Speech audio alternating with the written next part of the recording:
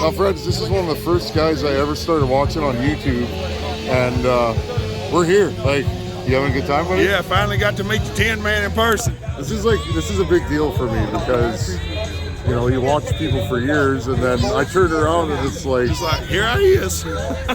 I've almost lost my voice. I'm like waking up in the morning, I got no sound. Yeah. Anyhow, everybody, Bill Hopper. It's good to be here, y'all. Hope y'all enjoy. Y'all subscribe to this man. Give him a hard time. You'll see this fella. Don't be a stranger. Hey, everybody. Before we start with our Friday night in the shop, yeah, it came. We got snow. Not super early for us, but we got about 4 inches last night, and I just ain't ready for this. I better get my yard work done. Anyhow, it's winter, whether I like it or not. Well, everyone, it's Friday night in the shop. I hope that snow didn't scare you. I didn't even know we were having a storm coming, and my wife said there's 2 storm fronts converging on us. And I woke up the next morning, and she's winter. No, I don't think that snow's going to stay. It's melting, but we need to swing some axes. That'll be coming up for sure. And friends, the 460, I started prepping it. I'm going to do another video on doing a top end swap with that saw, probably this weekend. And just kind of show you guys what I do when I'm swapping a top end. Swapping a top end is kind of the gateway to porting, but sometimes you just need to repair your saw. Maybe you need a piston and ring or something like that. And we'll do that with that saw and start doing the assembly. Also, I ordered a bunch of parts for the 7.3 Power Stroke. I'm gonna build that truck into the perfect towing rig. One of the reasons why I bought that truck, friends, is I needed a bigger cab. And actually, if people were saying you're gonna want the crew cab, now I totally understand. One day I will get a crew cab like that truck. Very hard to find. But that extended cab, actually, my daughter fits in the back in a big, you guys know the deal now, how big the booster seats are and that. And she fits in there pretty nicely. We got one of those ones that swivels, and she fits in the center in between the seats in the back really nicely. So one of the reasons why I bought that truck is that era of truck, the 90s 7.3 Power Strokes, they're just great. They're great pulling rigs. They're not fast, but they'll pull anything you hook up behind them darn near. And I'd like to get an RV, friends. Not an RV, but a camper trailer. You guys know the deal. And take my daughter camping. I want her to grow up and experience a lot of the things that I did. The good things. And one of my fondest memories as a child is going camping. So, but part of that is I need to make that thing into the perfect pulling rig for me. So, stay tuned, guys. I know a lot of you guys are into trucks. I like me a vintage truck. So I ordered some parts to kind of transform that thing into what I consider the perfect towing rig. Okay, today's video, this is just kind of off the cuff. Now, friends, I gotta say this. You guys support this channel so much. I can't thank you enough. I've said it a million times, and I maybe sound like a broken record. Friends, when I get fired up, I get super passionate about things, and that's just how I am. But honestly, your guys' support, it lifts me up and kind of keeps me going. It makes me, it's a tangible connection to you guys out there that watch this channel. So I want to thank everybody that spends their time here, helps me out with parts, saws, whatever. Thank you to everybody.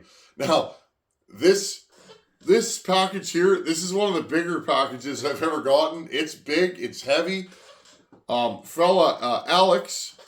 reached out to me. This goes back 8-9 months. Alex reached out to me. I checked. It was February 21st of this year, and said, I found a saw for you.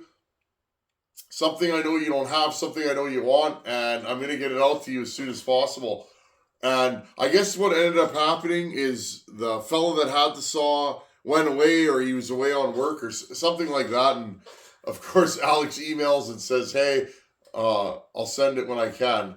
And anyhow, friends, long story short, I got an email about a week ago, maybe, week and a half.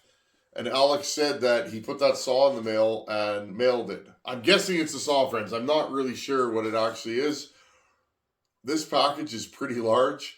And I don't know where it came from. There doesn't seem to be a return address on it. But Alex, thank you.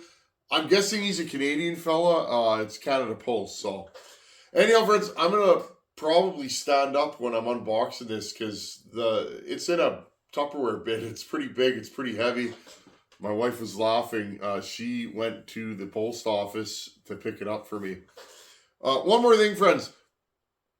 To those of you that have mailed me stuff, most times, so we don't have mail delivery where I live, which again is probably a crazy concept to a lot of people. Because I'm so rural and there's not a lot of people out here, mail delivery isn't something that a lot of us have, and I'm one of those people. I have a P.O. box in a town that I don't actually live in, friends. So when you mail me a package, you're gonna track it, and you're gonna see notice was left at post office. What that means is, because my P.O. box won't fit a large package, the box goes behind the counter, and they put a notice in my mailbox. And that way, when I go and pick up my mail, I go through my mail, and I get a little card in there, and I hand it to my mail guy there, and he gives me the package. So if you see that, a lot of people have panicked. They're like, what's happening? Are they sending it back? No, it'll just sit at my post office till I go and get it. I stop in there, or my wife does, generally once a week, usually on like a Wednesday. And I'll go and pick up any packages that are sitting there. So I just figured I'd mention that because I know what it's like when you take the time to mail something to somebody. You're following the tracking, waiting patiently for it to get there. And then you get a funny message and you go, what's going on here? Anyhow, friends, I'll stop flapping. Hope you guys had a great week. And hopefully you guys don't have snow on the ground. I'm going to have to clean up this shop and configure it into winter mode. Last winter, I didn't park my skid steer in here. I think I'm going to this winter. I had a lot of trouble starting that thing when it was cold last year, and having it in here kind of takes the chill off. So I think I'm going to clean up. The door to the shop is this way, friends. I think I'm going to clean up. I usually have bins and different things out in this area because this is my saw shop. But I think for this winter, I'm going to clean up this area so that I can park my skid steer in here. Anyhow, check out this package. It's pretty heavy. I'm not sure what's in there, but whatever it is, it's heavy. Give me a second, friends. I'll get you guys set up, and let's unpack this. Friends, check this out. It's heavy. I don't know what it is. Again, Alex, thank you, buddy. I appreciate it. I just want to make sure that you guys can see me. One thing about me, friends, I'm not the tallest fella, but I'm fairly tall. And sometimes I cut my own head off in the shot. I think you guys will be able to see me. That was the weirdest thing about traveling to the States, friends. Can't cross the border with a knife. And a knife's just a handy tool. It was weird not having a knife with me. Okay.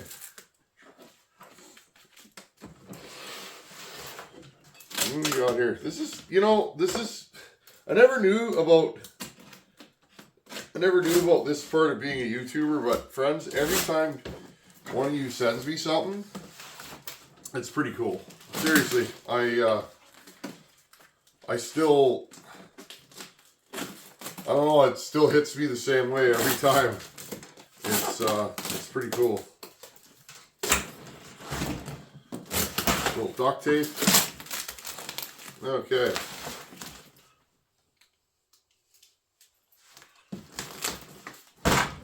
Crumple this up and throw it over.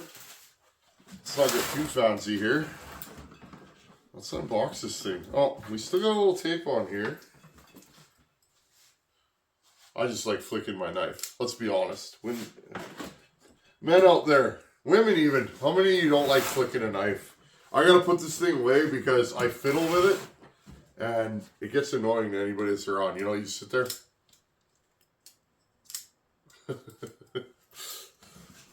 Okay. got here?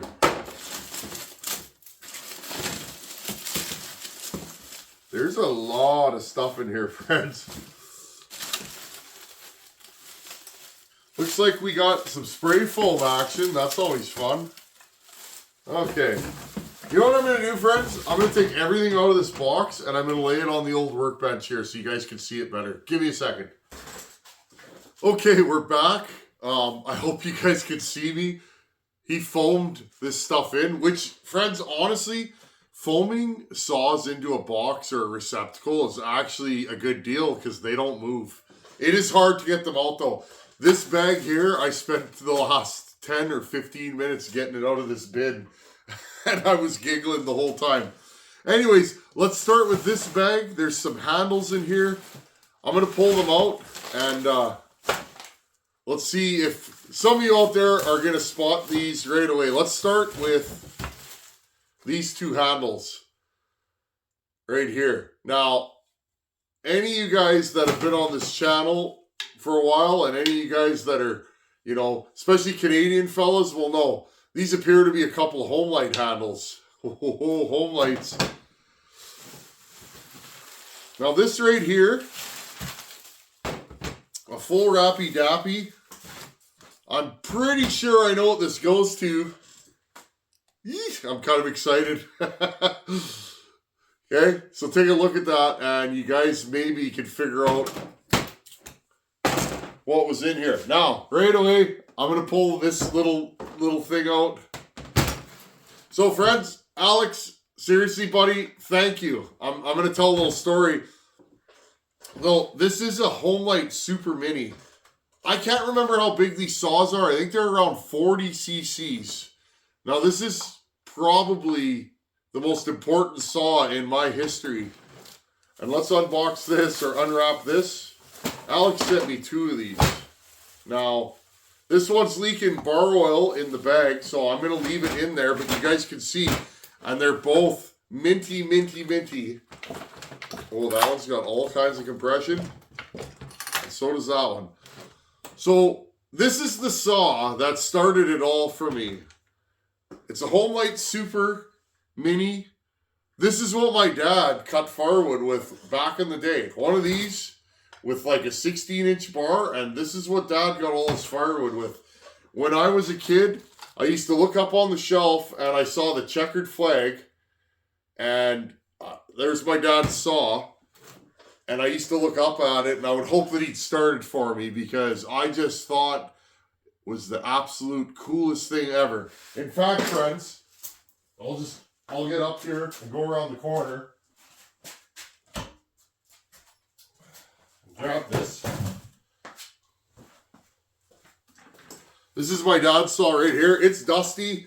It's been hanging up on the shelf for far too long. My dad's saw, the coil gives up on it. It'll run for a while and then the coil dies and then it runs for a while.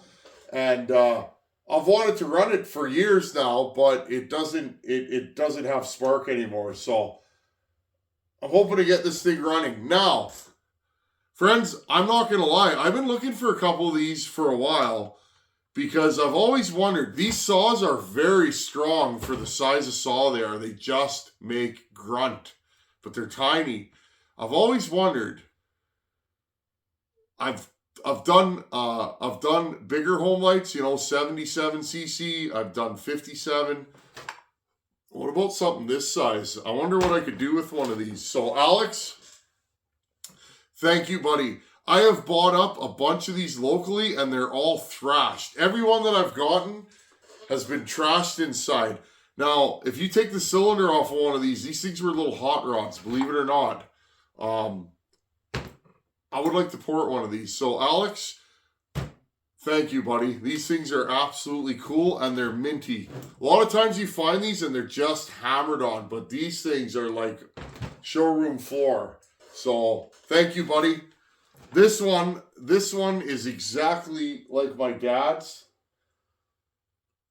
The serial numbers are 5,000 saws away. This saw, friends, this saw was bought in, I did a serial search. This saw was built and purchased in 1982, the same year I was born. So, pretty cool. So, Alex, Thank you, buddy. I really like these, and like I said, these are the saws that started my saw habit, my saw addiction. So, very special saw for me, and that's why I started this channel. When I started porting Homelites, that was just something I always wanted to do. Now, friends, we know what this is for, don't we? You guys ever seen one of these? I certainly have. Now, I'm pretty excited. Friends, check this out. This is... I have a list of Husqvarnas I'd like to own. You guys know me, I'm a Husky man. I like my Steels, I like my Dolmars, I like Polands. But I'm a Husky man. I bleed Husky orange. Not because they're the best. That's what I like. And I think Husky made some of the best saws in history, but Steels had some really good saws too. So you guys know what I'm saying. I'm not brand loyal, but I tend to run Huskies.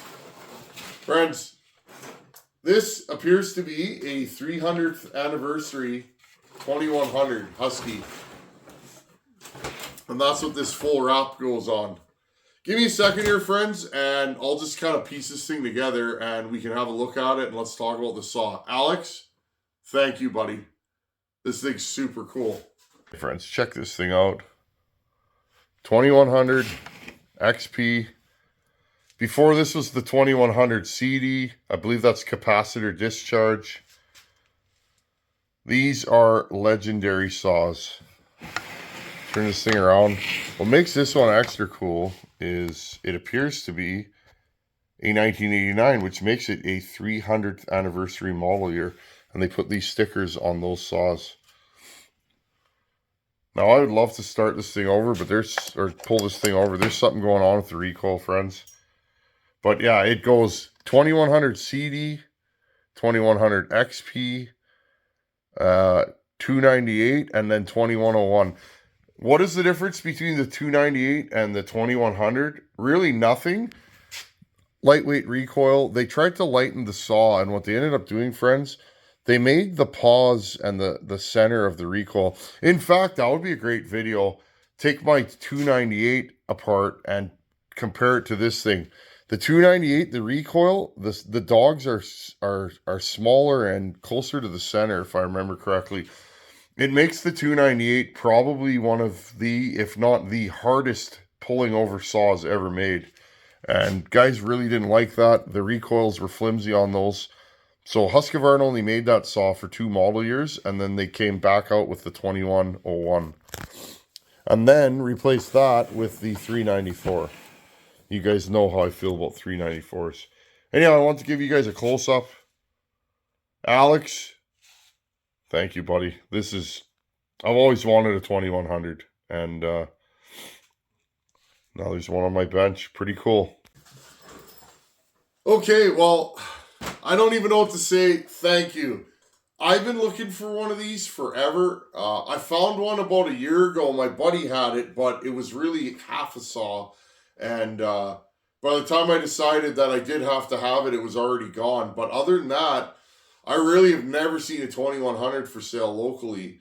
And I've always been intrigued by these. And the reason why is I've talked to timber fallers, guys that are, in their 60s, 70s. If you talk to a timber faller even in his 80s, even guys into their late 50s, this was the saw. Anybody I talked to that was production cutting in the old days, in the 80s, even into the 90s, this was the saw, friends. When the timber was big, most guys I talked to, this is what they were running back in the day. They pull a 3-foot bar very well, is what I hear, especially for a production saw. The double-edged sword of this saw, friends, it's like McCullough's old Homelites. I guess most Homelites are old now, let's be honest, but they ran so good and for so long, by the time they blew up bad. And a lot of these that you find are missing pieces, have no compression. Look at this thing. Yeah, that's right. These things make a lot of compression, and this one is very thumpy. So I have a feeling that this saw is going to run. Very excited to play with it. When we get a chance, maybe when we have another warm day, I'll do a tailgate session with this thing and see if we can get it running. Another thing, friends, I've always been intrigued by porting these. My good buddy, the Iron Horse, how you doing, Harvey? Hope you're healing up and doing better. Can't wait to see you back on the YouTubes. Anyways, friends, my friend the Harv, the Iron Horse, he's told me that these things, when you port them right, they are nuts. And I've always been kind of curious. I don't typically need a 100cc power saw, but when I do, I want to giggle when I'm running it, and this might be the one that I turn up a little bit and see what I can get out of it. So we'll see. Stay tuned. Anyhow, Alex, thank you for sending this, buddy. I've probably said that about 10 times in this video, but I mean it. I appreciate everybody that helps this channel out, and I couldn't do it without you guys. I really couldn't. And just a thank you. That's all I could say is thank you, and you guys really make this fella feel good. Anyhow, thanks for watching. Take her easy, and I'll probably see you guys on the weekend. I want to start going live regularly. When I do go live, I will post in my community page. I will post a note saying that I'm going live, so stay tuned, friends. I'm trying to go live more regularly, and I'd like to go live on Sunday, I think is when I'm going to do it. Stay tuned. Anyhow, thanks for watching. Take her easy. Later.